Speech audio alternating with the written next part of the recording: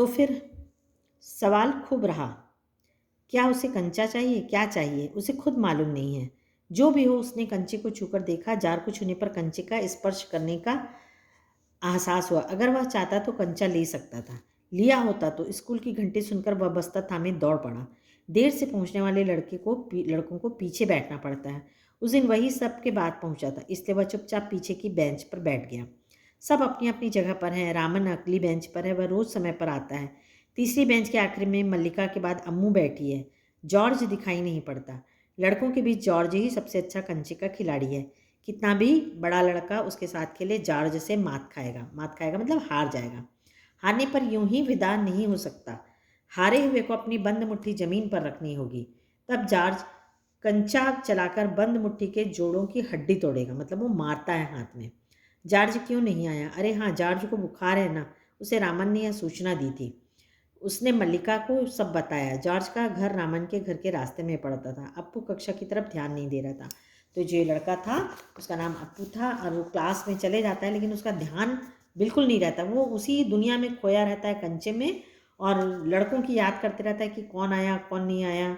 जैसे आप लोग कभी कभी क्लास में खो जाते हो कोई बात में, वैसे वो भी खो गया था। और जॉर्ज की याद कर रहा था जो कंचा खेलने में क्या था, सबसे तेज था। मास्टर जी, उसने हड़बड़ी में पुस्तक खोलकर सामने रख ली। रेलगाड़ी का सबक था। सबक मतलब पाठ। रेलगाड़ी रेलगाड़ी, पृष्ठ 37। घर पर उसने यह पाठ पढ़ लिया है। मास्टर जी बीच बीच में बेंच से मेज ठोकते हुए ऊंची आवाज में कह रहे थे, बच्चों तुमने से कई ने रेलगाड़ी देखी होगी। उसे भाप की गाड़ी भी कहते हैं, क्योंकि उसका यंत्र भाप की शक्ति से ही चलता है। भाप मतलब सभी जानते हो, तो स्टीम जिसको बोलते हैं हम इंग्लिश में। भाप का मतलब पानी से निकलती भाप से है। तुम लोगों के घर के चूल्हों में भी। अप्पू ने भी सोचा रेलगाड़ी, उसने रेलगाड़ी देखी है। छुक छुक, यही रेलगाड़ी है। वह भाप की भी गाड़ी का मतलब। मास्टर जी की आवाज़ अब कम ऊंची थी। वे रेलगाड़ी के हर एक किस्से के बारे में समझा रहे थे। तो मतलब पहले क्यों जोर से बोलते हैं मास्टर लोग? क्योंकि वो अपने तरफ पूरे बच्चों को आकर्षित करना चाहते हैं। जब सारे बच्चों का ध्यान उनकी तरफ आ जाता है तो उनकी क्रमशः आवाज़ धीमी हो जाती है। पानी रखने के लिए एक खास जगह, इसे अंग्रेजी में बॉयलर कहते हैं। यह लोहे का एक बड़ा पीपा है। तो वो बताते हैं कि किस तरीके से भाप बनती है ट्रेन में। तो एक बॉयलर जिसको कहते हैं, वो पानी उबलने के लिए एक बहुत बड़ा सा बर्तन रहता है, पीपा जिसको कह सकते हैं। लोहे का एक बड़ा कांच का जार, उसमें हरी लकीर वाले सफ़ेद गोल कंचे, बड़े आंवले जैसे। अब सर उनको पढ़ा रहे हैं रेलगाड़ी, बॉयलर, पीपा, और ये क्या धुन में खोया था? कांच का जार, उसमें हरा कंचा, सफ़ेद कंचा, आंवले जैसा कंचा।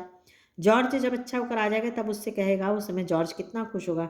सिर्फ वे दोनों खेलेंगे और किसी को साथ खेलने नहीं देंगे। तो उसका ध्यान बिल्कुल पढ़ाई में नहीं था, बल्कि वो क्या सोचता रहता है, जॉर्ज और मैं दोनों खेलेंगे। उसके चेहरे पर चौक का टुकड़ा आ गिरा।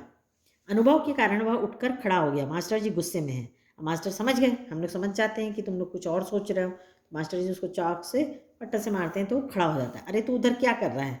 उसका दम घुट रहा था। बोल। वह खामोश खड़ा रहा। क्या नहीं बोलेगा? वे अप्पू के पास पहुंचे। सारी कक्षा सांस रोके हुए उसी तरफ देख रही है। उसकी घबराहट बढ़ गई।